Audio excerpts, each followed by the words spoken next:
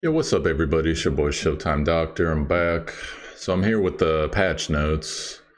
So we're gonna get into them here. They were released about 5 hours ago. The new hero, Kayron the Acolyte. Hello, mortal. I am Kayron the Acolyte. I can't seem to grab my sword. Can you help me? Just kidding. So let's check this hero out. He looks pretty cool. I'll put a link to the intro in the show notes. I don't like taking other people's content and posting it on my channel. Some people do, whatever, that's their channel. So, once again, Stove, I hate your website because it takes forever to scroll for some reason. Come on, there we go. Alright, so let's get into it. Kayron is a fire thief that can inflict a deadly amount of damage to his enemies. Kayron's passive. Well, now this thing's scrolling too much.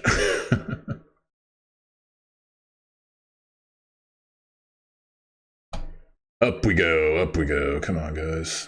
Kayron's passive skill, Mortal Will, grants him invincibility for 1 turn, which allows Kayron to possibly deal the final blow to his...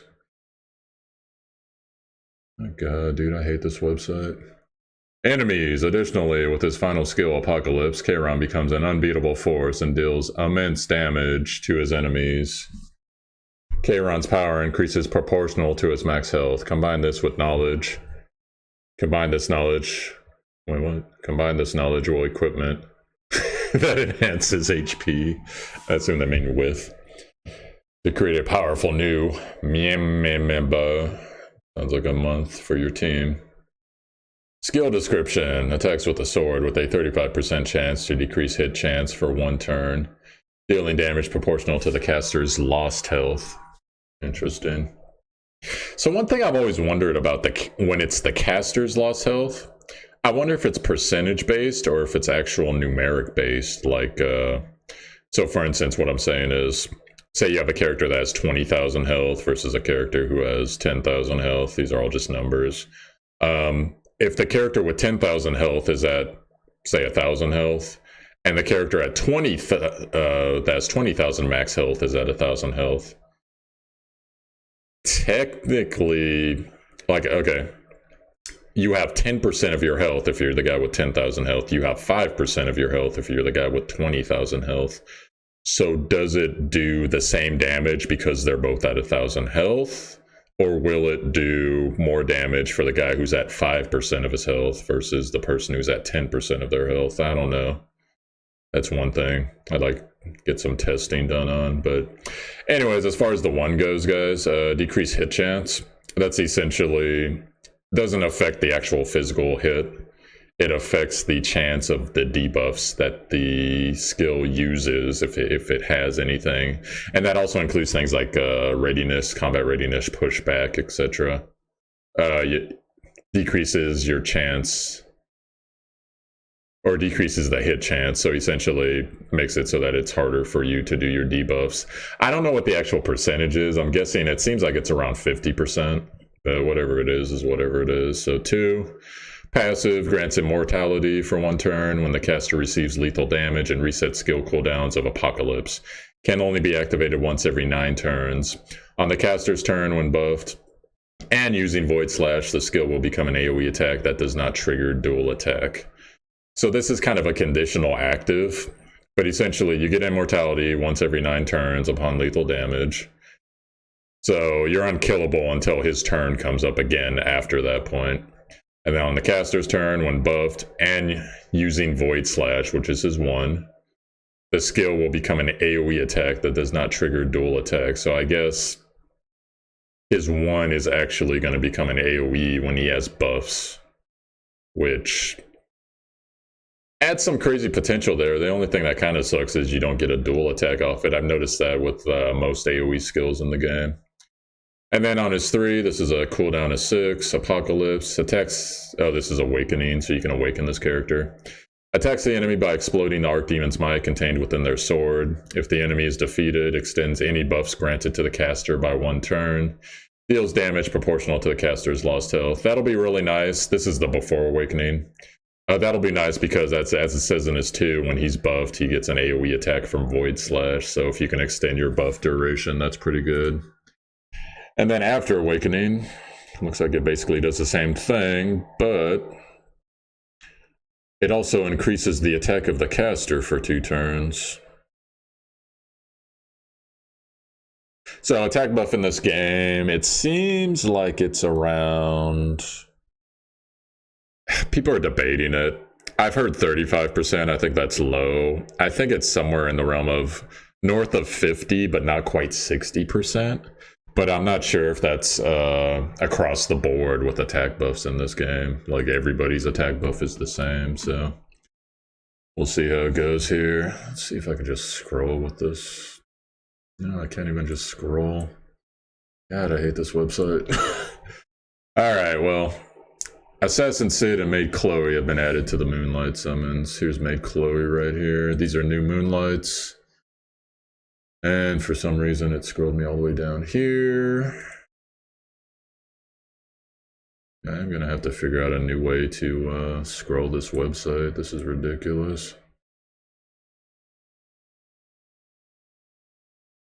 All right, let's get back to it here. So Assassin Sid and Maid Chloe have been added to Moonlight summons. I guess I'll put up their character intros as well in the title info if you don't have it. There'll also be a link to this patch, guys, because the website's a little bit funky on how it displays the patches, as you may have noticed. So here's Maid Chloe, Light Soul Weaver, so it looks like she's going to have some heals. Cafe Destroyer, she breaks anything she touches, but she doesn't care. You got a 5-star Light Soul Weaver.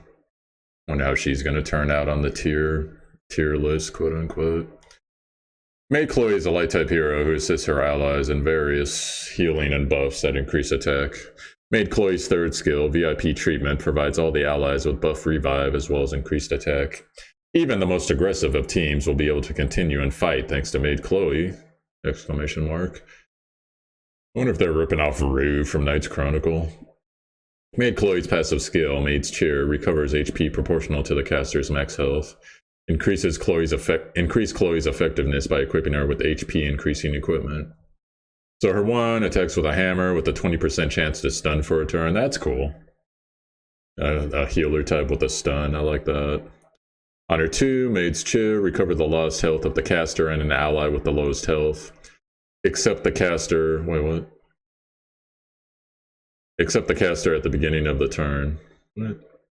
Amount recovered increases proportional to the max. It's a passive.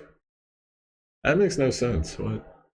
Recover the health of the caster and the ally with the lowest health, except the caster. Oh, if the caster has lowest health, I get it. Okay. So essentially, whoever has the next lowest health is going to get recovered passively. That's cool. Don't know what the percentage is, but that's still cool. Oh, it's proportional to the max health. Okay. So then 3, this is another character that can be awakened. VIP Treatment. Entertains all allies with VIP Treatment, granting revive for 3 turns. Ooh, all allies. Interesting.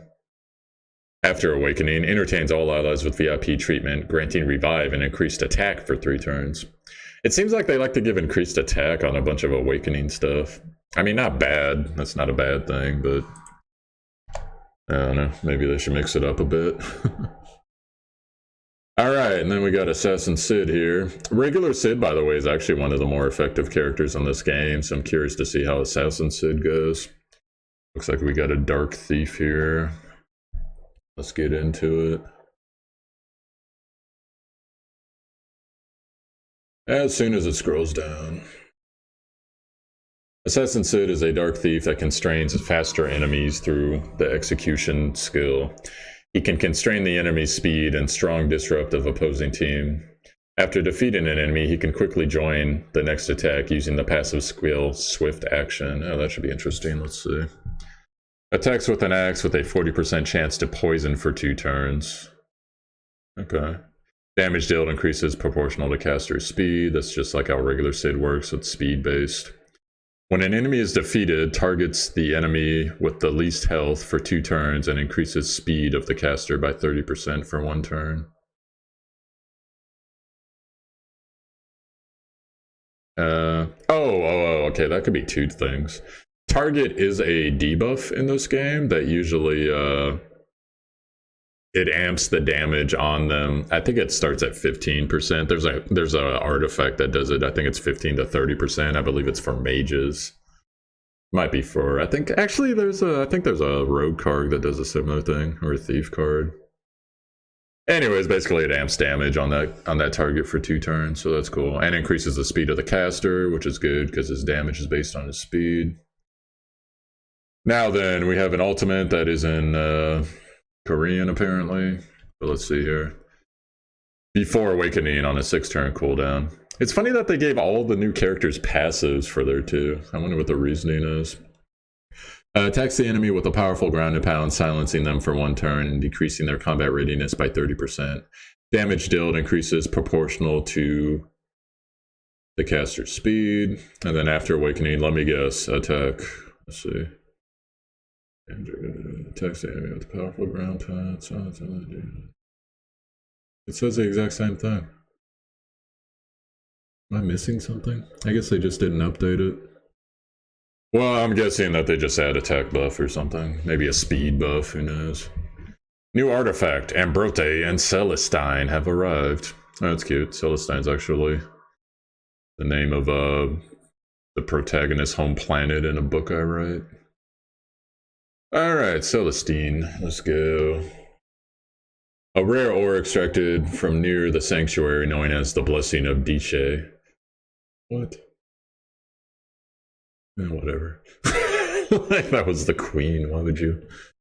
It has power to infuse the wearer with the energy of the life and is carried by royalty and some high-ranking priests. Heals the ally with the lowest percentage of max health by 8% when using a basic skill. As a soul weaver, lowest percent of max health.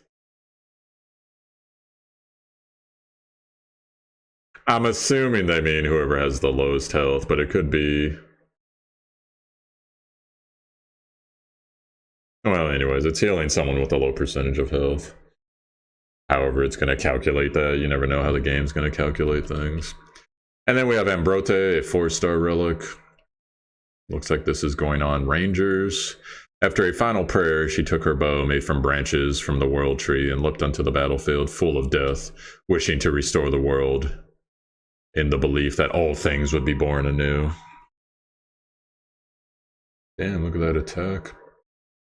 Increases damage dealt by basic skills by 10%. Increased damage dealt by basic skills by 20% as a ranger. Oh, that would be super nasty on Yuna. It'd be nasty on a lot of archers, but Yuna. Because Yuna does AoE passively as her 1. She can wreck Banshee really hard. Alright, that's cool. I like that. Chiron and Celeste drop rate up. Celestine, my bad, is the 5-star relic, by the way. So that's cool. Both of those look like very worthwhile to invest in. So I'm cool with that. Schedule from the time of the update, 12/26, 23, 59, 59, blah, blah, blah, blah. In the 3rd week of Dian's side story officially begins. Clear the new stages and experience the story of young Dian. Rest in peace. How to participate. With the release of the 3rd week of the Inside Story, Eulogy for a Saint, stages 20 through 31 will be officially available. By the way, guys, make sure you're checking your, whatever the quest log thing is, because there are some of those quests that are clear specific stage X amount of times. So make sure you pay attention to that so you can get the Moonlight token. Players may enter the world difficulty after clearing all the stages on normal difficulty, etc. Yeah, that makes sense. Next, I'm gonna have to start timing these page downs. The hidden quest will finally be revealed. Strive to complete all the quests. The new enhanced hero Chiron will also be added. Oh, okay, so they're gonna add him to the buffs, and they're putting him on the top buff heroes. That's cool. Locked quests. The quest from 25 Ash Fortress can only be progressed after players complete the preceding achievements. Players can check their preceding achievement progress with a reputation gauge from the world map. You may complete the preceding achievements with the same name in the world if you think you have what it takes to challenge yourself on world difficulty. Are you like Judge and Brandon, bro? Do you eat tuna fish tuna fish sandwiches with no crust and drink NOS. I hate voices. Let's see here. Defense stages. Defense stages are structured in a unique way in which players and waves of monsters. Keep in mind, players must be extra prepared because there are more monsters than usual. Yeah, it's usually 5. Yeah. In addition, because the structures of the modes invite waves of monsters to attack, players are not able to access and utilize status during defense mode. Instead, there will be monsters that provide these beneficial effects. Yeah. So usually it's after the 3rd wave when you kill the boss. They'll give you, like, you know, attack buff, speed buff, whatever else. Crit buff, I think, is one of them as well. Oh, well, here we are. Let's see here. Recover the health of enemies when the caster dies. Dark Goblin Bandit. Grants 2 random buffs to 3 enemies when the caster dies. Mana storage. Completely reduce skill cooldowns of all enemies and give 10 souls when the caster dies. That's cool. Side story changes, new stages, Chaotic Wilderness will be added along with new relevant quests. Drops old Pocket Watch for those of you guys that need that catalyst. Stage 28. With the addition of new stages, the stars required for the region awards will increase. So basically you can get your star rewards. There will be changes made to Battlehorn and Banner. There will be changes made to Battle Mode and Banner. No idea what the hell that means. Reputation, Overcoming the Crisis will be added. Okay, is that going to be in the achievement list? That'll be cool. And then recall system, we kind of went over this. Allow players to recover resources they invest into heroes that later receive nerfs. However, please note that the heroes must be leveled to 50. Well, I couldn't get my stuff back from Elson if I wanted it then. In order to be eligible for the recall function. When recalling, skill enhancements, catalyst, Molagor gold, etc., etc., etc. And that will be available until 12/27 Wednesday, guys. So you got about 2 weeks, I believe, is the timing there. When you tap recall, a list of materials will be displayed. Here you decide if you want to proceed, tap recall. And there's the recall screen for you, and it'll tell you, like, hey, here's all the crap you invested in this character. That's really nice that they're giving us the catalyst back. And apparently a bunch of the wolves and stuff. That's really cool. And hopefully the total gold amount. One more confirmation screen will appear. Select confirm. If you are certain you would like to recall the hero.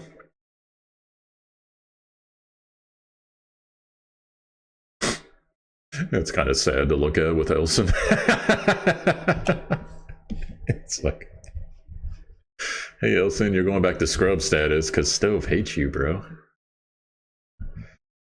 Everyone bitched about you too hard.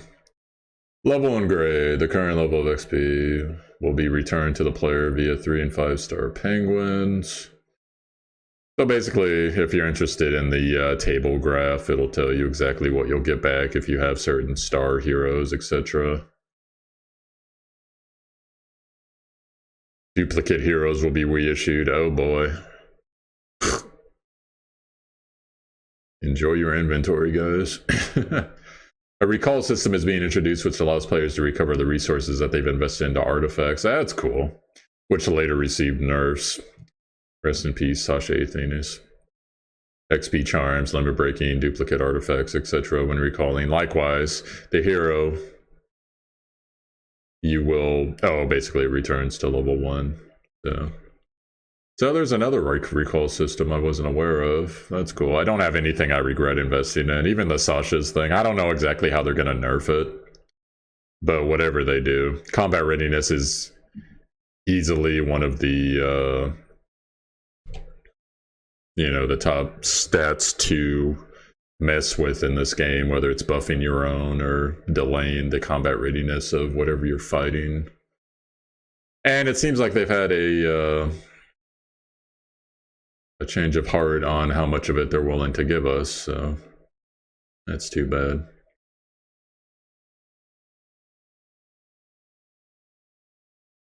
Alright, we got the new thing here. New raid labyrinth. Royal Capital, blah, blah, blah, blah, blah, has been announced. Just the normal mode for now. I believe that the world difficulty is coming in 2 weeks. But essentially, this is going to be a raid zone, guys.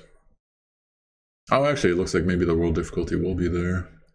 It is at the bottom, but it's a raid zone. Supposedly, it's going to drop all the new set equipment. So the equipment that increases co-op attack, immunity set, and the equipment, I think it's called the rage set, that the more debuffs are on something, the harder that character is going to hit. It requires 2 labyrinth compasses to enter, so that's a fairly significant upgrade. But apparently the loot is really worth it, according to these guys. So, and once you kill something, I'll quickly synopsis, because I remember this from reading the dev note. Once you clear an enemies, you have to actually, it's like the exploration map. You got to go and you got to deal with your morale, etc., clear to bosses. And then once you kill the boss, it takes the boss a week to respawn. I don't know if that means it's going to be synchronized, or if once you kill the boss, like say you kill a boss a couple days later, that means that that boss is going to respawn 2 days later after the previous boss you killed. No idea on that right now. We'll just have to see how it goes. Unlike the other labyrinth, the morale system in the raid labyrinth will be different. 70 morale will be given upon first entry. Oh, that sucks. Oh wait, no, is it 50 normally? I think it's 50 normally, so that's fine.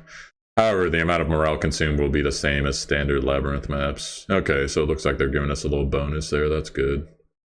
I wonder if this is going to be the same thing where you can reset this the way that the normal exploration is. So if you do a labyrinth and you either fail or you quit out because you don't like your progress, normally it gives the labyrinth compasses back on the current one, but as of right now, I don't know how it's gonna go. Buff, debuff based on morale. Please see images below. Oh, they're gonna give it's like the buff, debuff thing again. So let's see here. A mysterious force is protecting the team. Above 31, 10% health. 0 to 30, 5% health. 1 to negative 30, nothing. 31 to 49. Minus 85% attack, health, and defense and speed, and then minus 50 and 90%. What's the... I don't get the point of 31 and 49 and 50. What's the point of 5%? Like, you're already fucked at 31, pretty much. They should... Well... In my opinion, they should take the minus 30 back to 50%.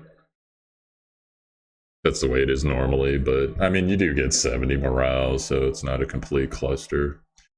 Boss guide. When players enter the raid labyrinth UI and tap the boss guide, they can view information about various monsters they will face. Players can also view the items that a boss monster would drop. That's cool. So probably on world difficulty, they're going to drop the tier 6. You see the tier 5 drops there. Looks like the bosses are level 48. Interesting. Obtainable equipment. So Lost Warrior Sword, blah, blah, blah, blah, blah. So probably this is going to be like the Diablo style system we're all used to, where it's going to drop with random affixes and etc. Fighter's Ring.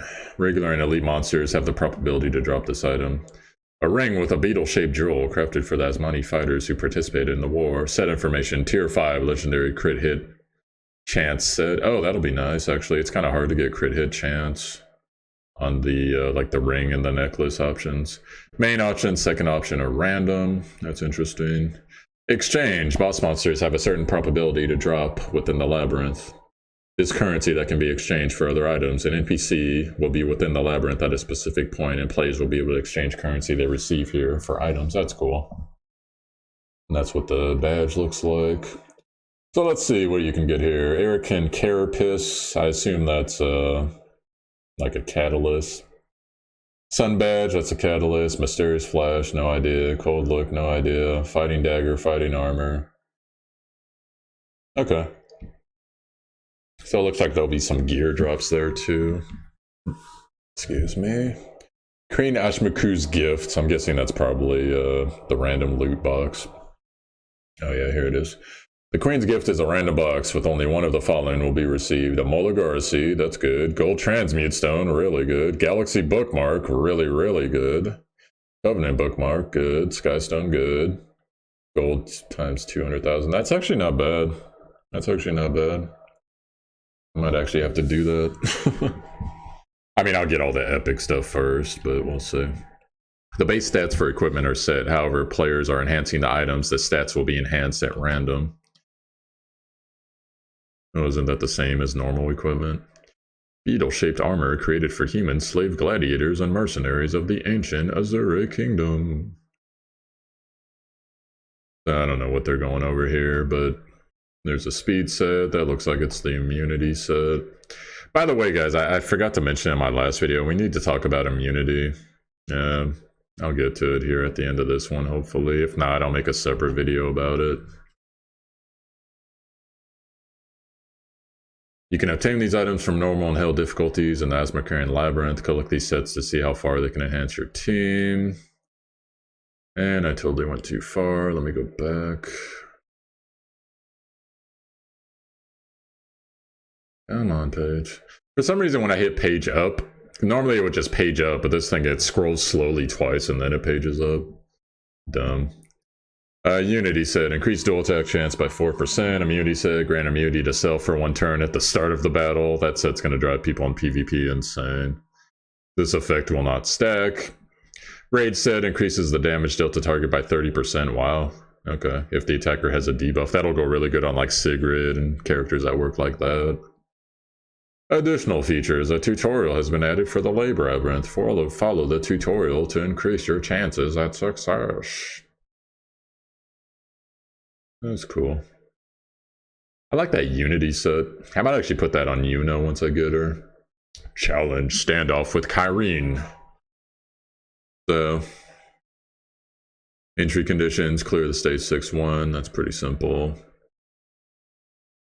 How to play. There are 3 difficulty levels. No more hard than hell to proceed to the next level. So this is basically like the courtyard battles, is what I'm assuming. So, by the way, rest in peace, Kickarat. Too bad we can't have him on at least one specific day of the week. That would be nice. I didn't get to max mine out because I was too busy. Oh well, so it looks like Karen has those resurrection guys with them. Actually, those are the guys I hang out with Curious, I think. Those guys hit hard. Oh, no, that's another person. My bad, never mind. Says Brother Ken. Or Dark Ken, DN, and I missed who was on top there. By the way, big shout out for everyone who thought this was the Crow banner again. I was holding on to my tickets. Kyron's still a good character, but I think I'll still pull on DN a little bit after this. You can obtain experience, stigma, gold once the battle ends. In addition, there's a random chance for you to obtain charm equipment or the 4-star artifact Embrote. Oh, that's good. That's cool that you can get Embrote from that. 4-star artifact ambient. Is that a bait and switch? Life steal counter, destruction, resist equipment, etc, etc. Okay, yeah. And there it is. We went over that earlier, so I'll just keep going here. As soon as it wants to tab down. Reputation, intriguing presence 1, clear normal difficulty, some gold. So essentially you can get some quest reward stuff by clearing this dungeon.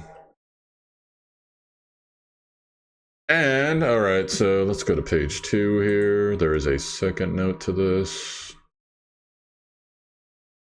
It's white. Alright, what is this? Here on artifact improvements and bug fixes.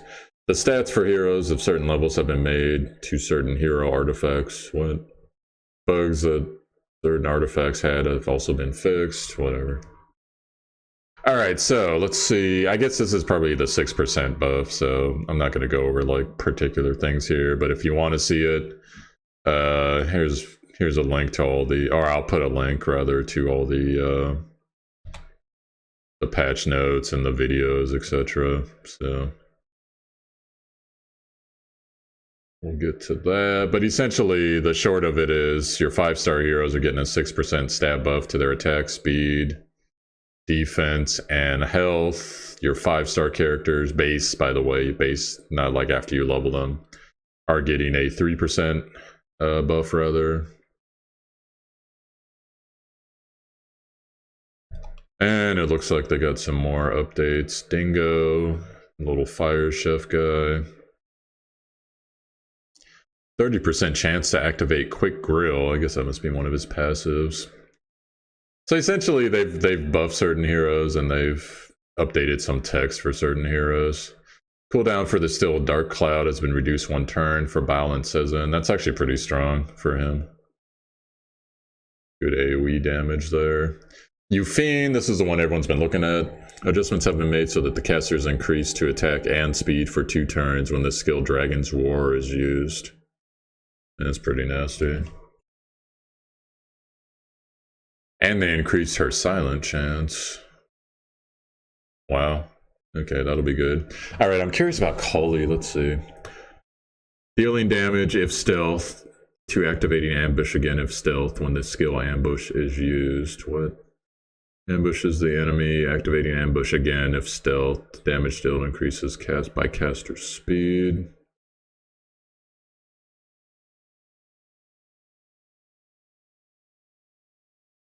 Yeah, I just don't know how ambush works. But it sounds like a good buff. Accurate strike, they gave her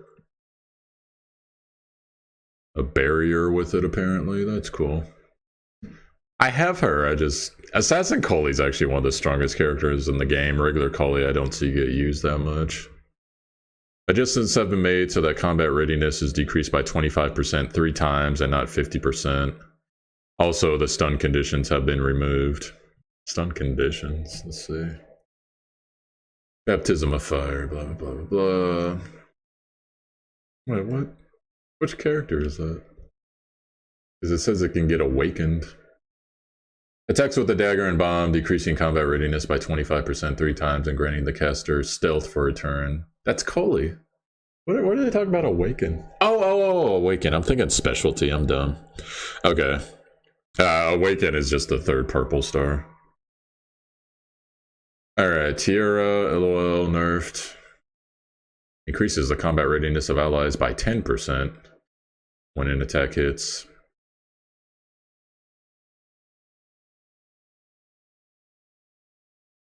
What?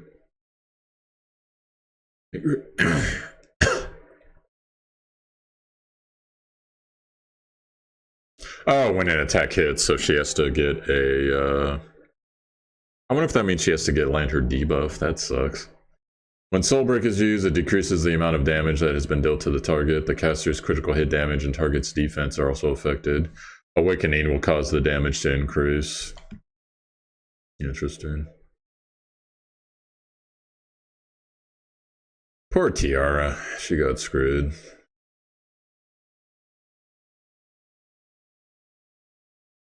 Makes the enemy dealing damage proportional to max health. Yeah, after skill enhance. Wow, they nerfed a lot of the coefficients. That sucks.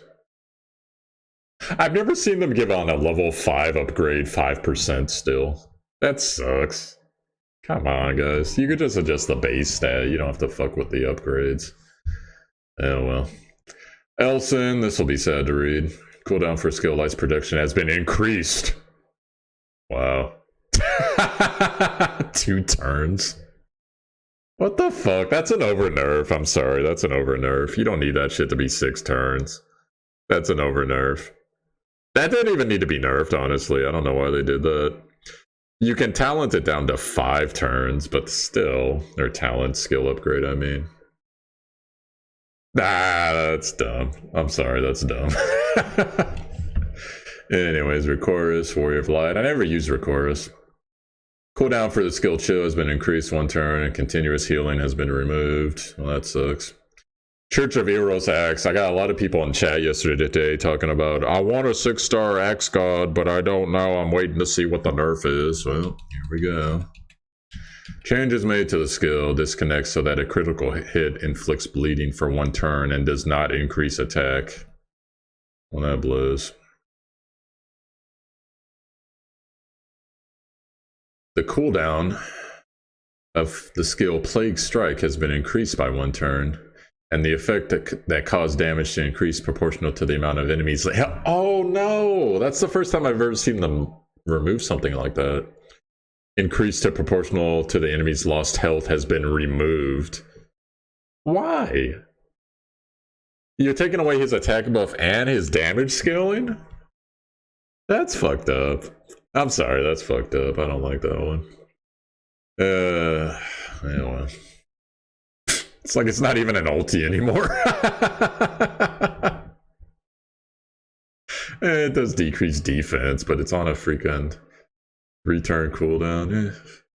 See, if they were gonna nerf that, they should have just left it alone, but just increased the cooldown by, say, 2 turns, because you can still talent it down 1 turn, so make it a 4-turn cooldown. Like, whatever. Mukacha. The damage dealt by the Ancient Spear skill arts has been increased by 20%. Oh, I thought they were nerfing him. What? Adjustments have been made so that the speed of the caster and not that of allies is increased. Oh, okay, so his overall nerf thing. Buff is nerfed. The max value of the effect has been adjusted to 10%. And it was 20%? I don't know what it was. Whatever. Increased speed of all allies by 2.54% each time the caster... Oh, okay, so it was a stacking buff, so it used to be 20%. Yeah. But then that's weird. Why did they make it so that the max value is 10% if it stacks 5 times? Fuzzy math. Increased speed by 1%, max 2%. Oh, okay, I was reading the old skill, so now it's 2%. Fuzzy duck. Adjustments have also been made so that the speed of the caster and not that of the allies is increased when the skill Enlightened Bow is used. Attacks with a fatal blow deal 75% damage, max damage dealt with the caster's speed. Let's see here.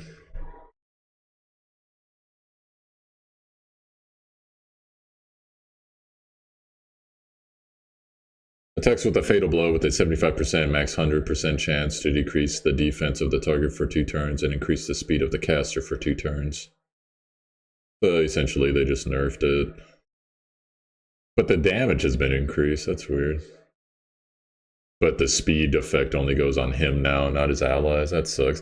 Man, they're really nerfing combat readiness and speed really hard in this patch. That's too bad. Butcher Corpse Gear. Damage suffered in 1 attack does not exceed 50% of maximum health.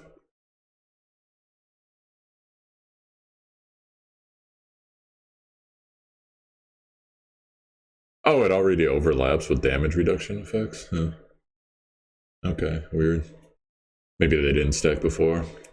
Sasei Thinis, the combat readiness, so what did they nerf it to? That's all I care about. 8 to 16% when the enemy is defeated does not overlap with an artifact providing the same effect. I mean, that's still not bad, but they basically nerfed it into half. Whatever. Time Matter, exclusive mage artifact. The issue with the artifacts cleared when the non-attack skill is used after Time Matter is activated has been fixed. Cool. The artifacts have been added so that they are applied to the lowest percentage of health.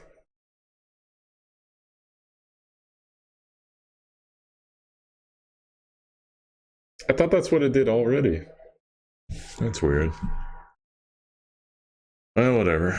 Alright, so new artifact skill. Goblin Lamp, 3-star common artifact.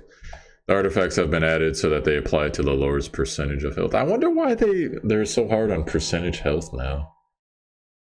If that's just a translation thing, or are they really like nerfing, like, because it used to be lowest health. Yeah, I wonder what happened there. Improvements in restoration and materials used when enhancing skills, the amount of Molagora. So essentially, out synopsis for you, it's going to take less Molagora to upgrade skills now. And for those of you that have invested in characters already, they are actually going to apparently refund you whatever it was that you spent that was in excess of whatever the new amount is. Other changes and bug fixes, blah, blah, blah. Let's see if there's anything interesting. Oh my god, Bass got English lines. He's no longer a walk-in mute. He goes, boom, boom. Hey boss, how's that coffee? Or whatever the hell he's drinking in the cafe. If you guys don't know what I mean, put Bask on your table, on your team. Watch him at the table when he's sipping like his coffee or his mug. He just sits there like his mouth doesn't open. Just like, is he just sniffing the coffee? He's got some type of drug in there. What's going on? A bug where players earned less gold for certain heroes has been fixed. What? The fuck does that mean? Does that mean that we've been earning less gold with certain heroes? Yo, I'm on compensation, Stove. Give me extra gold. Artifacts, typo issues, blah, blah, blah. All defense will be reduced by 16%. Congratulations, whiners. Change will hopefully encourage more dynamic team. Whatever.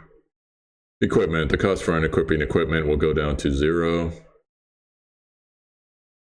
Oh, I thought they were only doing that for, like, the characters that got nerfed. That's going to be for everybody, huh? So you gotta do that before the 12/20 update, which is in a week. Well, at least they're giving us that. When unequipping, there will no longer be separate pop-ups. Yeah, it's kind of dumb. Challenge. When you run out of entries for a challenge, it will be disabled. Blah, blah, blah. The Daily Sister quest. Good times. When guild buffs were purchased, there was no problem with the guild coins. This issue has been fixed. The fuck is he talking about? Now there's gonna be a problem with guild coins. Oh no, they took away the Molagora from the merchants? Why? Oh.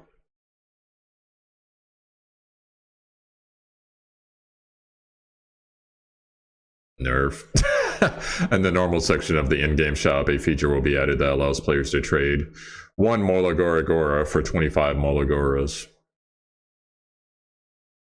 Oh, that sucks. Oh well.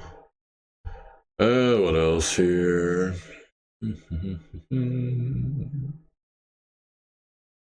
When selling artifacts and equipment. Where'd that go? Inventory, equipped artifacts and equipment will be disabled. Special character display. Yeah, I'm not gonna read like all the little knick-knack stuff. It's cool that they're adding some, you know, quality of life things, but in the ability settings UI, players may now use a slider to change and check all combat stats of different heroes based on the number of stars and how many stones are awakened. I'm gonna have to see how that works. The morale status indicator have been over enlarged. I guess that means it was too big. Typos. Preview for next side story. A small miracle. Looks like the Christmas event.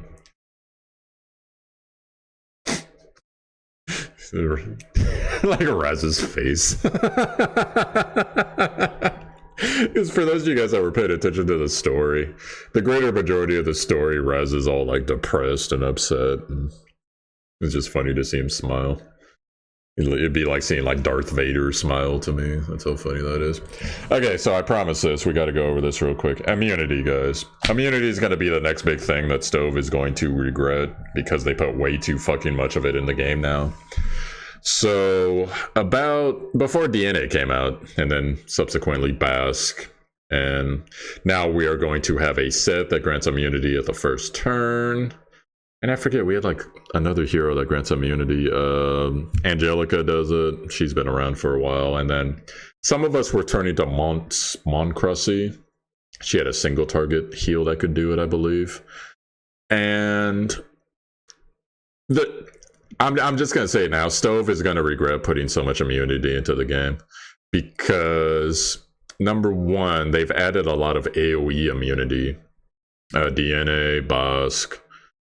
I forget if Angelica can do it or not, but and then the set, etc. So that is gonna drastically fuck with things because that makes in PvP the set is essentially going to turn one into a nightmare because we're used to in PvP just blowing all of our AoEs on turn one and hopefully getting the stuns or the decreased speed or whatever debuffs you're going for. And that is now going to make it so that we have to wait till turn 2 in order to get the full effectiveness out of that, unless you have a strong enough team that can just burn someone down without debuffs like defense decrease, etc. So then that brings into the new meta the you know, I'll make a separate video for this, but this will just be for you guys. But that'll bring into the new meta. Dispellers will be very important, and most notably AoE dispellers. Now, AoE dispellers are not exactly plentiful in the game, now that they've gone very heavy-handed into giving us AoE debuff immunity. And it looks like with this Christmas event that's coming, unless they got some new character coming with the Christmas event, that's not going to be solved until next year, which next year, you know, 2 weeks, not like next year.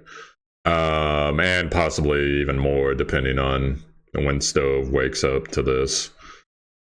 But so if you have heroes with this spell, start working on them now. And you should have been working on them, honestly, earlier. So that means like Carmen Rose, etc. There's heroes that have other heroes with dispel. If you have one of the heroes that is AoE dispel, and I completely forget which heroes fucking do them, guys. I completely forget, but because I remember going over one yesterday, but I went over a bunch of heroes yesterday.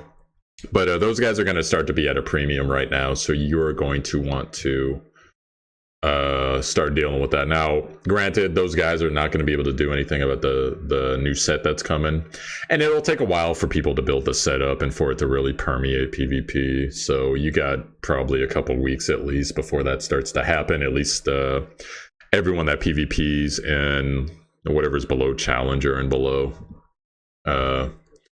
So you probably won't have to worry about that as much. But you do need to start making contingency plans, because that's going to be the next thing. You're going to see it in a couple months where Stove's going to be like, oh shit, we put way too much debuff immunity. We're nerfing debuff immunity. We're putting in all these heroes that have dispel. We're changing the set bonus. Like, we're making it a 4-person set or 4-piece set, or maybe it already is, whatever. But that's the next big thing that's coming, guys. So be aware of it. Adjust your teams accordingly. It's probably not going to affect PvE that much, but PvP, be aware of it, because guild battle's coming. And probably guild battle will be here, you know, by the end of the year. So be looking forward to that. Overall, this is a very huge patch. So I'm not sure, because they've already delayed it. I'm not sure if they are going to, you know, have a bunch of issues like they had with the last patch, where they're taking the server down every other day and it's down for hours, and everyone in Epic 7 Global and Reddit's going, I have no life, I must have Epic 7, and all that fun stuff, which I enjoy. I always bust the popcorn out and go read some posts. It's always pretty funny. But anyways, guys, that's it for me on the patch notes. So let me know what you guys think. Once again, there'll be links to not only the notes, but all the intro videos, etc. God, that's gonna take forever to get because of the way that this, you have to like scroll this stupid thing. I'll have to find a fix for that at some point. But anyhow, guys, hopefully you enjoyed this. If you enjoyed this, I'll do my promo now. Yo, I'm ShowtimeDr, ShowtimeDr. If you enjoyed this content, please hit like and subscribe if you want to see more in the future. Also, there is going to be, in the title info, there's a link to my Discord along with my Twitch. If you feel like following me at either place, come on in. In the Discord, we definitely have the community there for Epic 7. It's a good community, guys. And come in, ask your questions, share your experiences, turn us on to something OP, you know. And anyways, so I'll catch you guys later on. Have a great day. Be looking forward to more videos today. Peace.